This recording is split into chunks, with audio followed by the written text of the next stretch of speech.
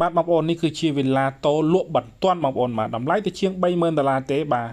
ហើយទំហំផ្ទះវិញ6ម៉ែត្រគុណ14នៅលើដី8ម៉ែត្រគុណ20បាទ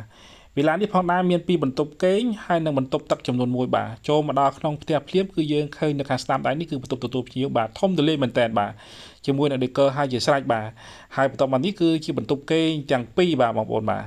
នៅខាងឆ្វេងដៃនេះគឺជាចង្ក្រានបាយធំទូលាយមែនតើបាទមានfree ទូតាំងចង្ក្រានបាយលើក្រោមហើយជាស្រេចបាទហើយនេះវិញគឺជាបន្ទប់ទឹកបងប្អូនបាទបន្តមកទៀតគឺចូលដល់បន្ទប់គេងទាំងពីរបាទហើយបន្ទប់គេងនីមួយៗធំទូលាយមែនតើបាទក្នុងបន្ទប់នីមួយៗហ្នឹងមានបង្អួចមួយហើយនិងវាំងននហើយជាស្រេចបាទក្រុមហ៊ុនផ្ដល់ជូនដោយឥតគិតថ្លៃបាទសម្រាប់បងប្អូនដែលចាប់អារម្មណ៍លើផ្ទះវិឡាមួយនេះអាចទំនាក់ទំនងតាមលេខទូរស័ព្ទដែលមានក្នុងវីដេអូនេះបាទខ្ញុំបាទសូមអរគុណសូមជម្រាបលា